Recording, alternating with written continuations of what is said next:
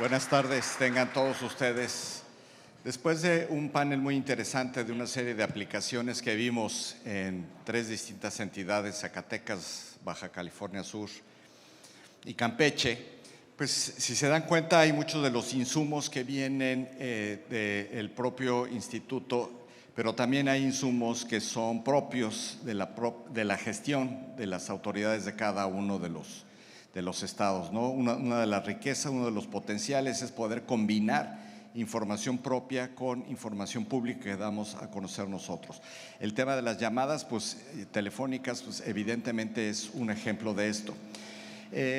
Pero tratando de hacer la conexión con la charla que voy a dar hoy, una de las capas que apareció en todas las aplicaciones fue la población que viene del Censo de Población y Vivienda en su última edición. En este caso es el Censo 2010.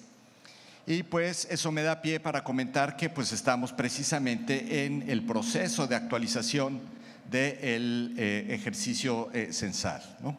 Entonces, lo que vamos a comentar ahora es sobre este censo que está por iniciar el próximo año. Estamos precisamente en la etapa de preparación y les vamos a comentar, ¿no? Ok. Un índice muy sencillo. Les voy a comentar primero alguna numeralia de los censos, para qué nos puede servir, y algo muy importante, la intervención por parte de las autoridades estatales y municipales. Y cerraré con esto, ¿no? No es una exageración decir que definitivamente el Censo de Población y Vivienda es el ejercicio estadístico más grande que hace nuestro país. Definitivamente es un ejercicio que es una aventura del Estado mexicano, ¿no?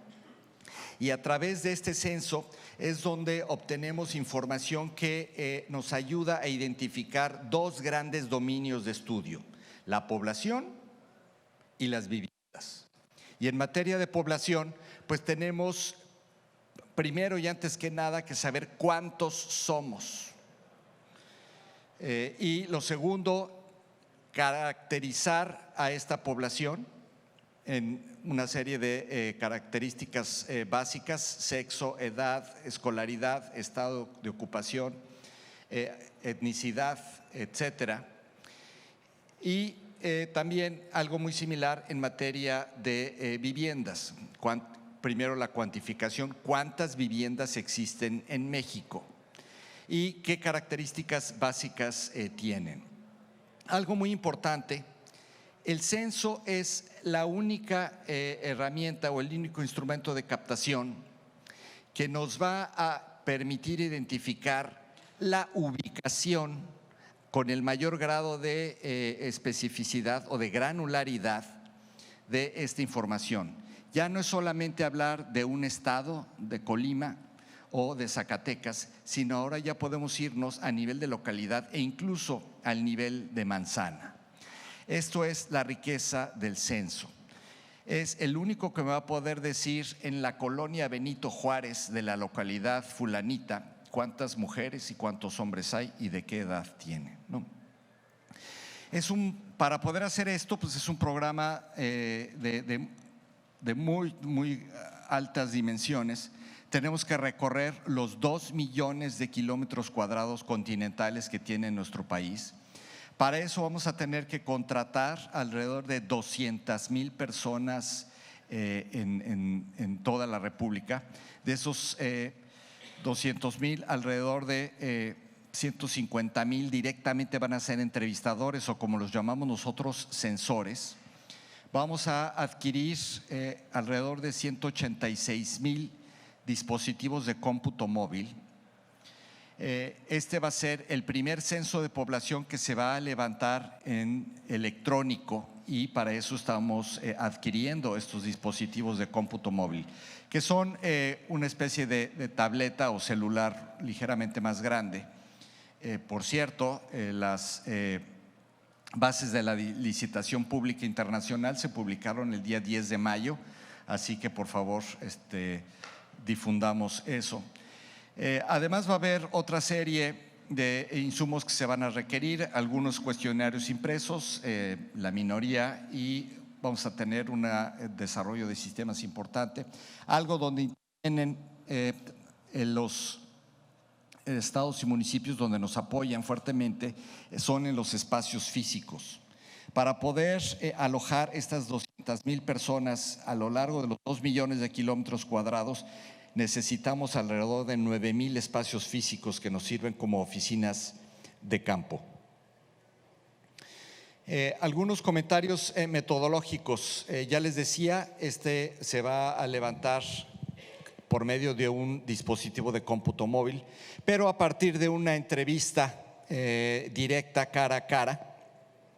Es decir, el sensor toca la puerta de una vivienda, identifica a un informante adecuado, tiene que ser una persona, idealmente el jefe o jefa de familia o cónyuge, o una persona mayor de 18 años que conozca la información de todos los integrantes de la familia. Esta persona es la que va a reportar las características de todos los integrantes de la familia en esta entrevista directa y va a ser capturada directamente en el dispositivo móvil. Sin embargo, dado el avance tecnológico que ha ocurrido en nuestro país y la penetración de las redes de comunicación, va a haber una facilidad para que por primera vez nuevamente vamos a hacer un autoempadronamiento por internet. Cada vez ha sido más difícil en nuestro país acceder a las puertas de las viviendas por razones que todos conocemos, y también al INEGI, y muchos informantes también prefieren responder directamente los cuestionarios no a otra persona sino por vías electrónicas. Entonces eso lo vamos a habilitar. Sí vamos a poner en este autoempadronamiento algunos plazos muy cortos, y necesitamos una vinculación geográfica con la respuesta por internet, pero es una dirección en la que estamos avanzando. Y para algunas personas que prefieran y que sea el último recurso, pues lo vamos a hacer también con una entrevista asistida por teléfono. Comentarles a ustedes que en este censo en realidad son 5 cuestionarios, no es uno solo. 5 cuestionarios. El más conocido es el que denominamos el cuestionario básico, que consta de alrededor de 30 preguntas. Está calculado para que ese cuestionario no demore más de 12 minutos, de tal manera que es un cuestionario rápido, ¿no? Que no cueste mucho esfuerzo y sea de ágil captura y respuesta. Pero además hay un cuestionario que profundiza un poco en una serie de temáticas, ¿no? Este es el que denominamos el cuestionario ampliado. El cuestionario ampliado no se aplica en todas las viviendas, solamente se va a seleccionar una muestra, de tal manera que tener información. Perdón, pero yo y los micrófonos estamos peleados y ya empezó el pleito el día de hoy con mi micrófono. Este cuestionario empleado se extiende 45 preguntas adicionales, de tal manera que demora casi 30 minutos, ¿no? Además tenemos 3 cuestionarios que no se refieren a los hogares o a las viviendas, sino se refieren a los entornos que están ocurriendo. Uno es el de localidad. El de localidad es para las localidades principalmente de tipo rural, con menos de 5,000 habitantes, alrededor de 110 preguntas. Y luego tenemos una del entorno urbano, para principalmente ciudades y otras localidades urbanas. Y el último cuestionario es el de las viviendas colectivas, que le llamamos de alojamiento o de asistencia social, a cerca de 5,000 establecimientos, como son orfanatos, hospitales, centros penitenciarios y demás, ¿no? ¿Cuáles son los objetivos del censo? Ya les decía, lo primero es contar cuántos somos, actualizar esa cuenta poblacional y luego obtener, por supuesto, esta información que les decía de las principales características. Lo mismo con respecto a las viviendas, ¿no? Esto también nos va a dar información para algunos grupos de interés particular, zonas de marginación, grupos étnicos o ciertos grupos que son vulnerables, de tal manera que nos va a dar información sobre esto. Además, el censo va a servir para otra serie de usos. Al INEGI nos sirve para crear los marcos muestrales y a partir de esta información del censo hacer el diseño de las encuestas en hogares por los siguientes 10 años, ¿no?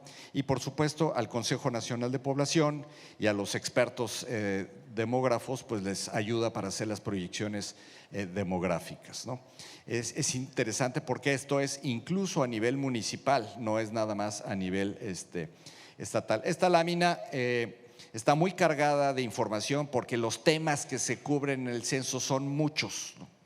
Es decir, en materia de población no solamente tenemos la numeración, estructura de edad, algunas características económicas, hay temas de migración y movilidad, de religión, las relaciones de parentesco y fecundidad que existen, temas de discapacidad, acceso a servicios de salud, etnicidad, educación y trabajo también. Con respecto a las viviendas, ya les decía las características constructivas, el tamaño, el uso que se le da, disponibilidad de algunos servicios y equipamiento, acceso a alimentación y demás. Las localidades, que son principalmente las rurales, el tipo de localidad, si cuentan con transporte público, qué actividades, cómo son las autoridades locales, qué festividades, el uso de lengua indígena, centrales de abasto, servicios básicos. Y las de entorno urbano, el tipo de delimitación de la manzana, infraestructura vial, el mobiliario urbano, transporte y demás, ¿no? Un poco de cuáles son las estimaciones que tenemos que vamos a tener, ¿no? Vamos a caracterizar alrededor de 50 millones de inmuebles. De estos 50 millones de inmuebles estamos pensando identificar alrededor de 45 millones de viviendas, y de esos 45 millones de viviendas vamos, de acuerdo con la proyección que tenemos, a encontrar aproximadamente 36 millones de viviendas habitadas.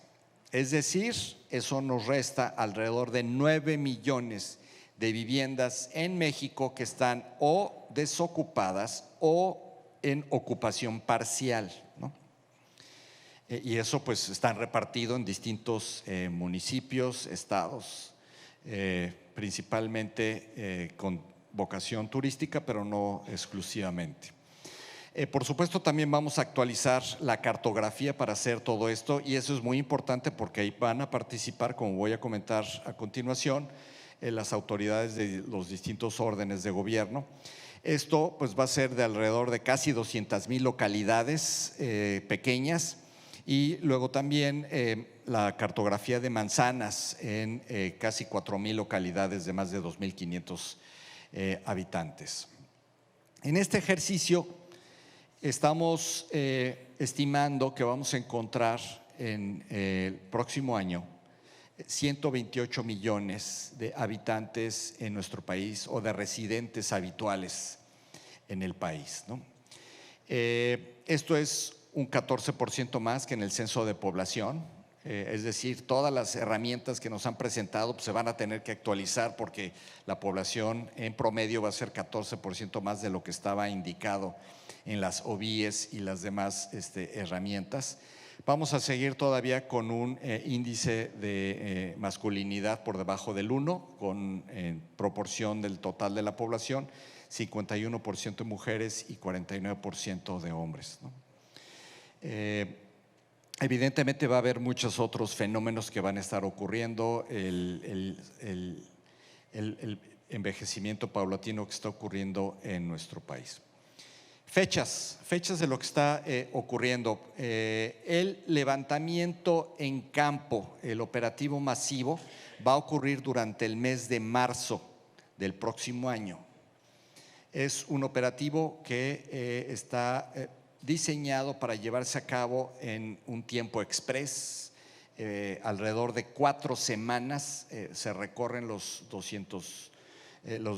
millones de kilómetros cuadrados. Hay que tener mucho cuidado ahora diciendo los números y no equivocarme con las unidades, así que 2 millones de kilómetros cuadrados. Estamos estimando dar resultados preliminares en diciembre de ese mismo año y los resultados definitivos durante el primer trimestre del 2021.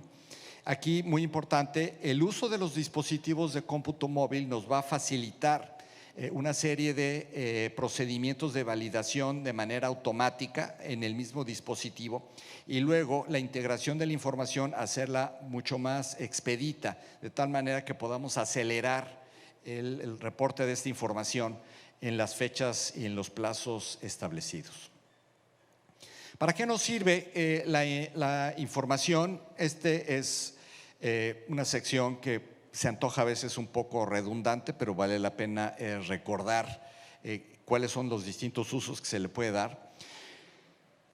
Pues en el artículo 26 constitucional nos marca el objetivo del Sistema Nacional de Información Estadística y Geográfica, y es contribuir con información que sea veraz, oportuna, de calidad y pertinente al desarrollo nacional. Entonces, uno de los primeros usos que tiene esta información es para los respectivos planes de desarrollo, que pueden ser los 3 distintos órdenes de gobierno. Y englobando todo esto, por supuesto, es fundamental para el tema de políticas públicas, ¿no? Por ejemplo, también nos puede dar a conocer cuáles son las necesidades de servicios públicos o de infraestructura que requieren distintas localidades, distintos segmentos de la población, dónde están ubicados. Por tener esta granularidad geográfica nos permite hacer eso. Ya les comentaba, el censo de población también nos permite tener identificados y cuantificados y caracterizados algunos grupos de poblaciones vulnerables, como son los grupos indígenas, las personas adultas mayores, los pequeños niños, niñas y adolescentes, y también las personas con discapacidad, ¿no? Entonces, eso es uno de los puntos importantes que nos da el censo. Y esta lámina es muy importante para todos los representantes de estados y municipios.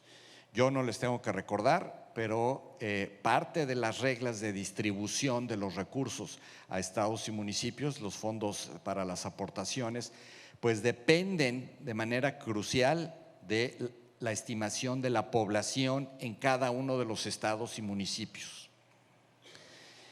Todavía llegan algunos reclamos de algunas localidades, de algunos municipios o alcaldías que mi estado, mi población ya aumentó, que por favor refléjenlo en las cifras del INEGI porque necesito que se actualice la fórmula, ¿no? Entonces, los fondos generales de participaciones, los de fortalecimiento de entidades federativas, el FASP, el Fortamun o el de servicios de salud, en fin, casi todos tienen como fórmula, no exclusivamente, pero sí están escalados por el tamaño de la población que se está utilizando. Entonces, todo el mundo tiene un interés fundamental en que salga muy bien esto, ¿no? Al sector privado también le sirve entre otras aplicaciones, por ejemplo, para los estudios de mercado. La AMAI, la Asociación Mexicana de Investigaciones y Análisis de Mercados, con esto nos define los perfiles de los consumidores, nos dice los estratos y los segmentos socioeconómicos por nivel que tienen distintas áreas de nuestro país. Por supuesto, también nos sirve para decisiones de inversión con respecto al tamaño del mercado, cuáles son algunas necesidades que se están detectando y la ubicación de las infraestructuras con respecto a los centros de consumo que se están determinando, ¿no? Que es algo que directamente me lleva a los temas de la venta. El censo de población y vivienda también tiene un vínculo muy fuerte con una agenda de Estado que tenemos, que es la Agenda 2030 de Desarrollo Sostenible. Como ustedes saben, en esa agenda se está trabajando en 17 objetivos que están señalados ahí en cada uno de los recuadros de colores, que van desde el fin de la pobreza hasta la paz, justicia y las alianzas, ¿no? Aquí el gobernador de Colima es el encargado en el Consejo Nacional de la Agenda 2030, pues de llevar a los niveles subnacionales precisamente la coordinación de esto, ¿no? Entonces, la información que se desprenda del censo también nos va a ayudar para identificar, poder hacer las mediciones de muchos indicadores con los niveles subnacionales principalmente. Llevo a uno de los últimos temas que queremos enganchar a las distintas autoridades. El Censo de Población y Vivienda es una empresa, es una encomienda desde el Estado mexicano y pues obviamente lo ejecuta el instituto, pero necesita la colaboración de todos los segmentos de la sociedad y en eso estamos actualmente, ¿no? Uno de los instrumentos más importantes es la colaboración con autoridades estatales y municipales, ¿no? Para eso se crean estos comités de apoyo al censo, que tienen pues una función de promoción de la participación y nos ayudan para colaborar en el operativo. También son un vehículo para conseguir los apoyos que ya les comentaba y también para documentar otra serie de acciones.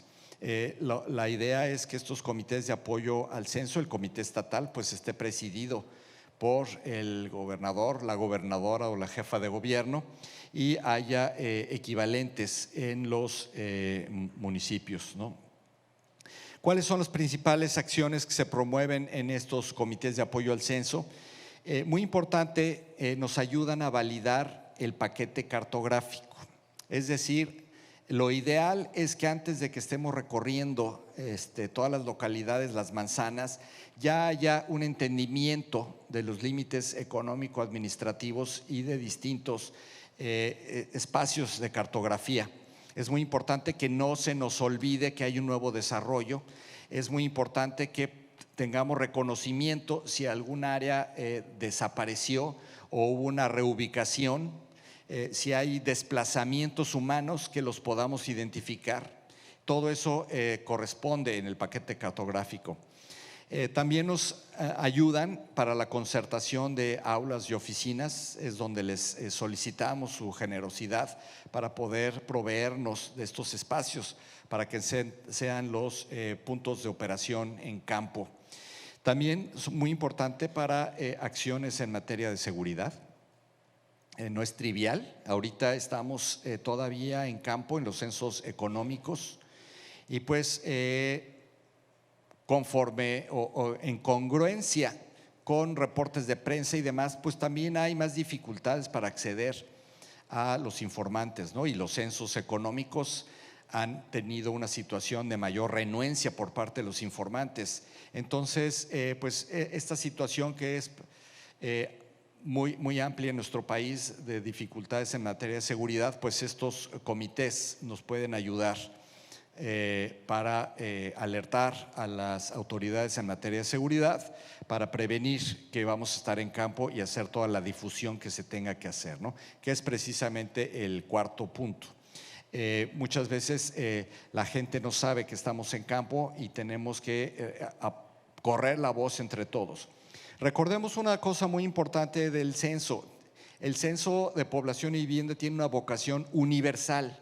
La idea es que no falte nadie, que todos salgan en la foto.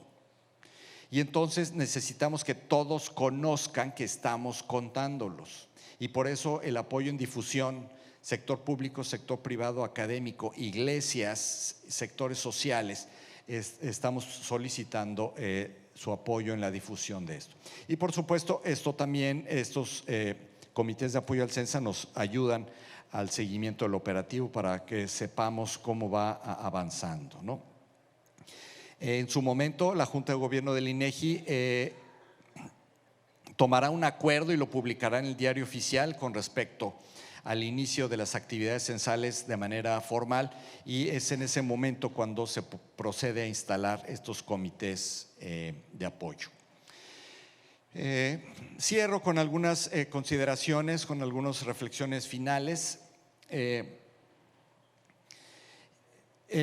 Mucha de la generación estadística inicia con un operativo en campo, y por lo tanto pues sí necesitamos el apoyo de las autoridades de los 3 distintos órdenes de gobierno en lo que le corresponde a cada quien para poder llevar con éxito estos operativos en campo, y en particular este que es el máximo, que es el censo 2020, ¿no? Recordar que el censo pues nos permite contar con mucha información importante para la toma de decisiones, y con estos información pues se va a abrir la llave y se va a repartir la cobija a múltiples fondos que asignan recursos federales, ¿no? Y por lo tanto destacar la importancia que tienen estos comités de apoyo al censo como un esquema, un mecanismo institucional de coordinación entre el INEGI y las distintas autoridades. Con esto yo termino la parte de presentación, y lo que vamos a hacer ahora es pasar a responder algunas preguntas y por parte de ustedes, ¿no? Entonces, si alguien tiene preguntas, voy a tomar 3 distintas preguntas. Aquí en esta fila hay 2, 3 y voy a tomar en rondas de 3. Les voy a pedir que se identifiquen, por favor, del estado, institución y nombre, por favor. Presidente, muchas gracias, muy interesante la reunión. Luciano Grobet, director general del Instituto de Planeación del Estado de Michoacán. En primer lugar, expresarle que cuenta con todo el respaldo del gobierno del Estado de Michoacán para iniciar los trabajos de análisis y revisión del censo de población, que junto con otras instancias, la propia Secretaría de Gobierno, estaremos atentas, y con nuestra compañera coordinadora Maida. Hay un aspecto en particular que me llamó ahorita la atención y que me parece muy relevante. La validación, revisión del paquete cartográfico y del análisis sobre el particular. No sé si ustedes ya tienen identificados algunos puntos amarillos, algunos aspectos que haya que revisar, delimitaciones o situaciones de conflicto, y de qué manera también pudiéramos empezar a apoyar y a revisar situaciones específicas, incluso conflictos o a veces límites intermunicipales, conflictos incluso de definición a nivel de localidad o comunidad, o aspectos que nos permitan facilitar el trabajo analítico de distribución de actividades a lo largo del censo. Gracias. Gracias, Luciano. Tomamos otra pregunta ahí al lado. ¿Qué tal? Buenas tardes. Alejandro Tapia, de Querétaro. Indudablemente la información es muy útil, sobre todo cuando está lo más vigente posible o lo más actualizada. ¿Qué están haciendo en otros lados del mundo para tener la información un poquito más actual? A veces puedes tomar decisiones porque la información, el banco de datos que tenemos es muy rico, pero a veces ves que es información de hace 3, 5, 10 años, en cualquier tópico, ¿no? Entonces, ¿qué estamos haciendo nosotros para tratar de mejorar nuestros procesos o mecanismos o tecnología para hacer un poquito más seguido este tipo de censos? Había otra pregunta de este lado, y tomo 3 y respondo 3 y luego pasaré a otra ronda. Hola, presidente, buena tarde. Mi nombre es Miguel Hernández, de la Secretaría de Economía del Gobierno del Estado de Oaxaca. Esta parte, retomando un poco el uso de esta información, hablaba acerca de la generación de política pública. En nuestro caso, en caso específico, de la elaboración de los programas presupuestarios, y en específico pues, alineados al presupuesto basados en resultados, pues nos piden la definición de nuestras poblaciones potenciales de objetivo. En nuestros programas nosotros nos basamos básicamente de toda la información es del INEGI, en el caso de la estructura productiva del DNUE, en el caso de la población económicamente activa de la encuesta intercensal 2015, y la reforzamos con las emisiones de información del ENOE. Sin embargo, en estas evaluaciones que se hacen con el objetivo de mejorar nuestra política pública, nos observan hay unas cuestiones acerca de la desagregación de nuestra información, la caracterización y cuantificación de nuestra población. En este sentido, vamos a aprovechar muchísimo la información que ustedes van a emitir a través de este censo de población y hogares. Sin embargo, y dada la caracterización del estado de Oaxaca, en donde pues, de los 570 municipios, 417 pues, se rigen por sistemas normativos internos, ¿no? Y fuera de estos también existe la presencia de población proveniente de pueblos originarios. Y bueno, básicamente ustedes como coordinadores del SNIEG, nosotros nos queremos alinear a los criterios metodológicos que usan para poder así justificar nuestra caracterización de esta población. La pregunta es, ¿qué criterios son los que ustedes utilizan para poder definir a la población proveniente de pueblos originarios? Gracias. Comienzo con la pregunta de Lubiano y Michoacán. Pues estamos precisamente ahorita en los procesos internos de terminando la cartografía. El ejercicio de los censos económicos nos permitió actualizar mucho la cartografía urbana y estamos procesando todo eso. Y de manera simultánea estamos levantando la parte de la cartografía rural. Aquí la idea es validar con ustedes si no existen alguna otra serie o algún fenómeno que tuviéramos que tener debidamente reflejado en la cartografía. Ya daba yo los ejemplos, ¿no? Si hay un nuevo desarrollo urbano, se construye un nuevo fraccionamiento, hubo un desplazamiento por alguna causa natural o humana en cierta población, en fin, ese es el tipo de situaciones. La parte de los límites y demás es muy importante. Al final de cuentas, nosotros tenemos que regresar a las reglas básicas que son el marco geoestadístico. Y en la medida de lo posible, nosotros dependemos de que las autoridades respectivas pues hagan le den la certidumbre jurídica a cada uno de estos límites administrativos y políticos, ¿no? Ahí pues depende mucho de que, por ejemplo, los congresos estatales pues, legislen con respecto a los límites municipales, ¿no? O que dos estados limítrofes lleguen a un acuerdo que sea después validado ya sea por el Senado o por la Corte, de tal manera que podamos nosotros apegarnos a eso, ¿no? Ese es el estado ideal de las cosas. Paso a la pregunta de Oaxaca. Hay muchas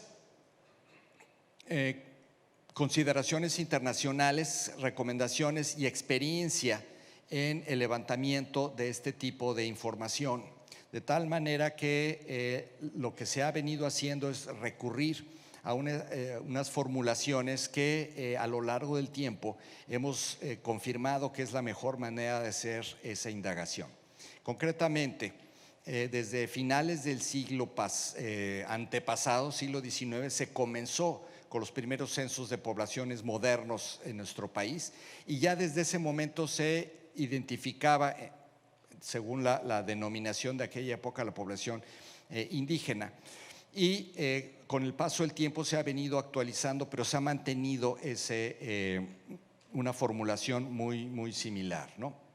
Básicamente lo que hemos visto en distintos ejercicios, que nosotros damos un insumo muy importante que es, por un lado, si la persona es capaz de hablar una lengua indígena, y número dos, la estructura de los hogares donde existen esas personas que tienen lengua indígena, para que luego la autoridad indigenista en el país o de los pueblos originarios haga la cuantificación respectiva con base en la información que nosotros integramos, ¿no?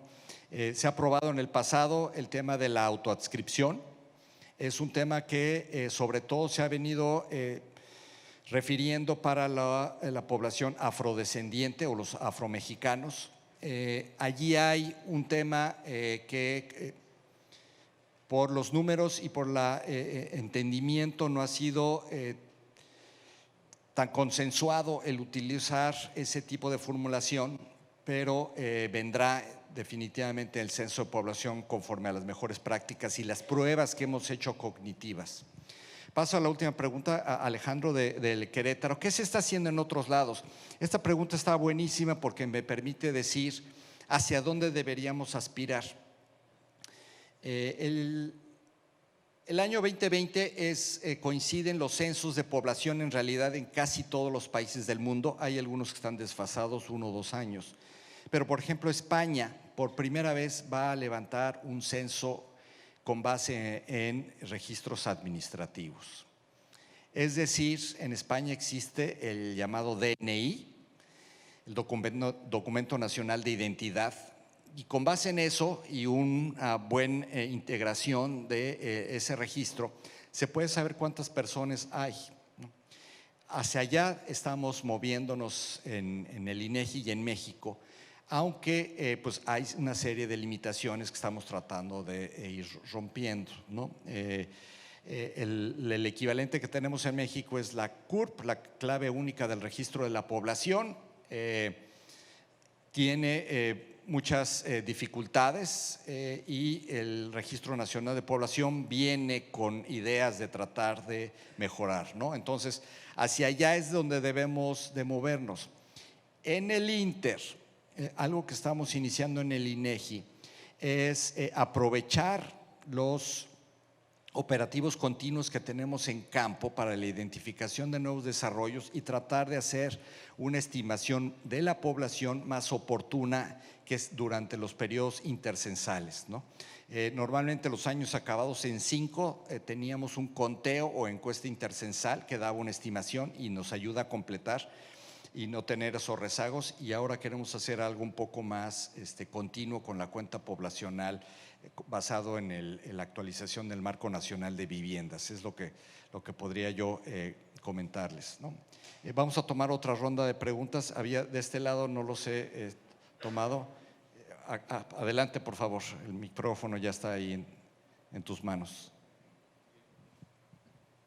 Bueno, sí, buenas tardes. Mi nombre es Pavel Castro, regidor del Ayuntamiento de La Paz, Baja California Sur. Mi pregunta es, ahora para el censo del 2020 y que concluye el 2021, ¿cuántos censadores se van a contratar o cuántos más o menos se van a encargar del censo en su totalidad? Y también preguntarles de qué manera el INEGI está colaborando con la Secretaría del Bienestar, ya que también se está haciendo este censo por el bienestar, que tiene que ver con tener localizados a los adultos mayores, a los jóvenes, para Jóvenes Construyendo el Futuro. De qué manera, si se compartieron datos en esta etapa que ya se vivió, o si se va a poder conjuntar datos o bien también contar con censadores, ¿no? Ya que el Censo del Bienestar pues cuenta con su propia brigada de censadores que se denominó Servidores de la Nación, ¿no? Y el INEGI tiene sus propios censadores. Muchas gracias.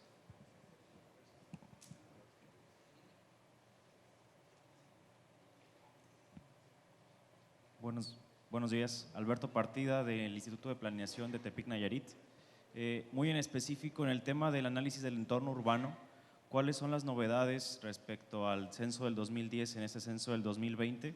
Y si habrá un manejo especial para el tema de las zonas metropolitanas en nuestro país.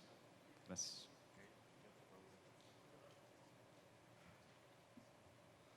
Buenas tardes, presidente. Luz Hernández, de la Unidad de Planeación de Gobierno del Estado. Mi pregunta es referente a, durante la encuesta intercensal de 2015 se incluyeron varios temas, uno de ellos fue la movilidad. Si en este nuevo censo, ¿qué temas se está tratando de explorar y qué perspectivas se tienen al respecto? Muchas gracias por las preguntas. Voy a tomar estas tres ahorita. Respondiéndole a Abel, ya lo decía en la presentación, estamos anticipando contratar alrededor de 200,000 personas para poder hacer este levantamiento. Van a hacer distintas tareas. Entrevistadores son alrededor de 350 y 160,000. Para poder, y luego vienen las figuras de control, de verificación, cartografía y demás responsables. Pero tú me preguntabas algo muy importante que se refiere a la relación de este censo con el censo del bienestar, ¿no? Aquí, cada vez que yo recibo esta pregunta, me gusta hacer una aclaración. Lo que el gobierno federal hace no corresponde a lo que nosotros conocemos como un censo. Ese ejercicio se llamó coloquialmente un censo, pero la mejor descripción es que es la integración de un padrón de beneficiarios y de beneficiarios que estarán recibiendo algún tipo de los programas sociales que se están definiendo, ¿no? Las becas Benito Juárez, los programas de adultos mayores, los jóvenes construyendo el futuro, etcétera, todos los programas que el gobierno federal viene haciendo, ¿no? De tal manera que el gobierno federal ha seguido un procedimiento para la identificación de esos beneficiarios, en el cual nosotros le hemos ofrecido toda la información pública que ofrecemos a ellos y a todo el resto de la sociedad, principalmente en materia cartográfica, pero no también muchas de las información que tenemos censal y de algunas otras encuestas para que ellos lo integren. Nuestra participación ha sido en ese censo, fuera de esta integración de proporcionar la información pública, ha sido cero. Entonces, pues son dos ejercicios independientes, ¿no? El nuestro va a tener una vocación estadística, ¿no? Es decir, la cuantificación y caracterización de todas estas personas que, por supuesto, debería en su momento tener una correspondencia para las políticas de desarrollo social o del bienestar, ¿no? Sí, recordando una cosa muy importante, es el mandato que tenemos nosotros en el INEGI de preservar la confidencialidad de los informantes, ¿no? Entonces nosotros no podemos revelar los nombres ni de las personas físicas ni de las personas morales que nos proporcionan la información, y ese puede ser una dificultad en algunos casos para esto. Sobre novedades del cuestionario de entorno urbano, hasta donde tengo entendido y prometo darte una respuesta más precisa, estaríamos replicando básicamente el mismo cuestionario que se llevó en la encuesta intercensal, de tal manera que pudiéramos darle continuidad a ese tema. Y de este lado la pregunta era sobre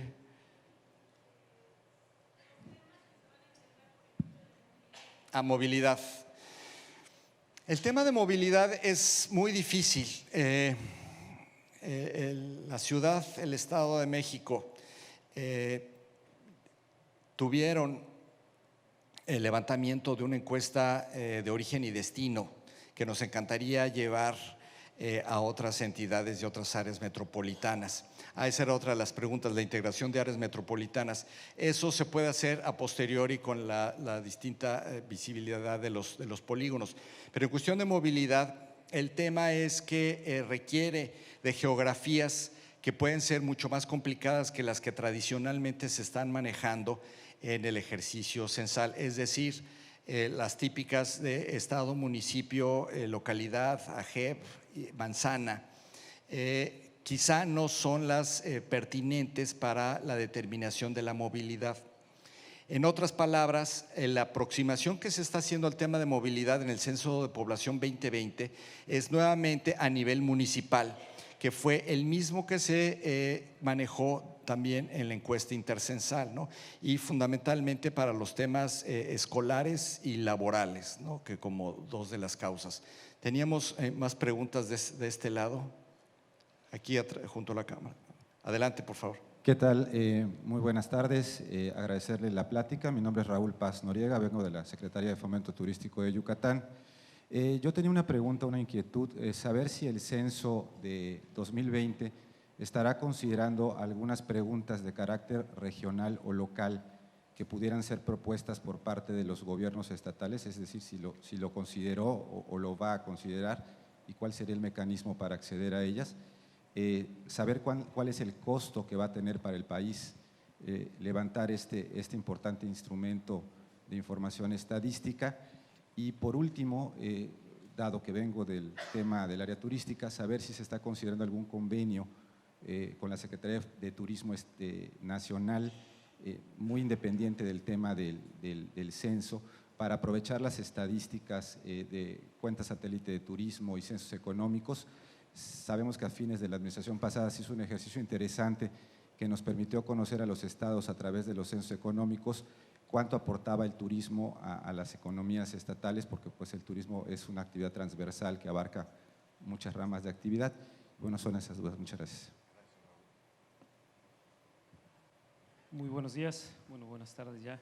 Su servidor Ignacio Pareja Amador, de la Dirección General de Población de Oaxaca.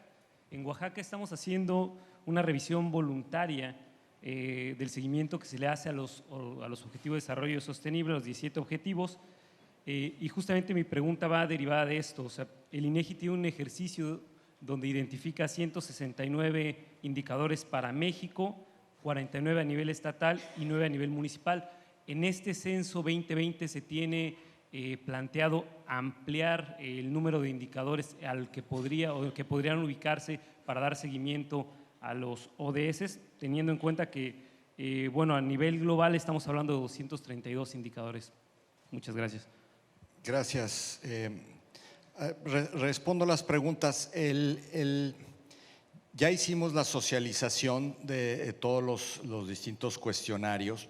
Y recordar una cosa muy importante que es, les digo, la universalidad o la nacionalidad del censo. Es decir, no está segmentado por estados o por regiones, ¿no? Entonces, eso es uno de los temas importantes, por ejemplo, para las formulaciones de las preguntas, de tal manera que se utilicen expresiones que se entienden de la misma manera, con el mismo sentido en el norte, en el centro y en el sur del país, ¿no? Entonces, este es un instrumento único que vamos a estar levantando. Ya recogimos las últimas precisiones en materia del cuestionario.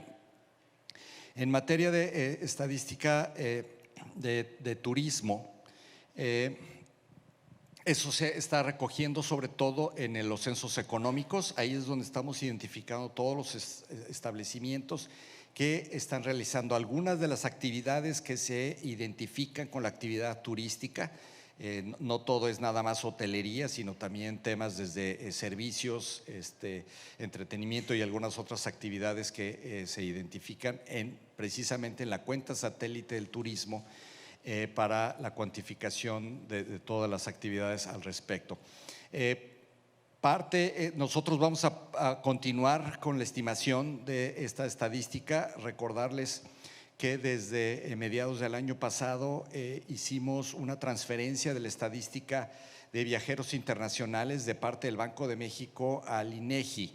Y de esta manera pues tenemos nosotros una continuidad de esa información en materia de turismo, y en algún momento pues estamos pensando ver cómo podemos ampliar la oferta y profundizar y mejorar la calidad de la información en materia turística, ¿no? Esto lo hemos conversado con la Secretaría de Turismo, principalmente con Fonatur, pero Fonatur está muy concentrada en el Tren Maya. Entonces, pero ya llegaremos a tratar de mejorar eso. La agenda de los Objetivos de Desarrollo Sostenible 2030. Estos a los que se refieren el compañero de Oaxaca, fueron 169 indicadores que a nivel nacional se determinaron al final de la administración federal anterior. Justamente antier hubo una primera sesión del Comité Técnico Especializado a nivel federal de los Objetivos de Desarrollo Sostenible para validar si se va a mantener esos mismos indicadores o si se van a modificar en alguna dirección o no. Es natural que los indicadores estén alineados a las políticas públicas y a las prioridades de gobierno. De tal manera que yo lo que anticiparía es que, derivado de lo que ya nos comentó el diputado Mario Delgado esta mañana, pues vaya a haber algún matiz y alguna modificación en algunos indicadores, ¿no? De tal manera que tendríamos que hacer un ejercicio de Estado para obtener la información adicional que se pudiera llegar a requerir. En ese sentido, el censo nos va a ayudar mucho, aunque no será la fuente exclusiva de información. Aprovecho tu comentario también para decir que el reto más importante que tenemos como país no está a nivel nacional para el reporte de la Agenda 2030, sino bajar, y eso es en lo que está trabajando este comité, y es en donde a su vez yo creo que los comités estatales de información estadística y geográfica tienen que ir trabajando, ¿no? Los retos son a nivel estatal, a nivel municipal y a nivel de las geografías que se vayan determinando en cada uno de los distintos ámbitos. Recuerden ustedes que la Agenda 2030 de Desarrollo Sostenible tiene una frase que a todos nos gusta repetir, que dice no dejar a nadie atrás, ¿no? Y nadie es nadie, entonces tenemos que contarlos a todos en el censo y ver que todos estén llevando su información en los indicadores que se van a ir reportando, ¿no? Ya sean los indicadores de pobreza, en los indicadores de alimentación, en los indicadores de educación, en los de salud, etcétera, etcétera, etcétera, ¿no? Entonces, pues aquí lo importante también es recordar que así como a nivel federal hay indicadores que se establecieron, y aquí el gobernador de Colima nos puede reafirmar, pues también hay, por supuesto, a nivel estatal y municipal, la libertad y la urgencia de que ellos definan sus propios indicadores, los que son pertinentes, ¿no? Comentabas que hay 232 indicadores a nivel global. Ningún país del mundo publica 232 indicadores, eso son demasiados. Pero cada quien, en función de las necesidades y las prioridades de política pública que tiene, puede seleccionar algunos indicadores o incluso definir unos diferentes, ¿no? En el ámbito regional de América Latina y el Caribe, la CEPAL decidió incluir 40 indicadores que no estaban dentro de esos 232, de tal manera que eso ha permitido pues, ajustar la agenda a lo que se requiere. Al final de cuentas, y yo creo que aquí coincido mucho con el diputado Delgado, hay que ver cuál es el objetivo. Y los indicadores son un medio para saber si vamos bien o vamos mal, pero al final de cuentas el objetivo es pues, acabar con el hambre, con proveer educación de calidad, con fomentar la paridad o alcanzar la paridad de género y empoderar a las mujeres y a las niñas, etcétera, etcétera, ¿no? Crear patrones de consumo y producción sustentable, que son los títulos tradicionales que nos dicen.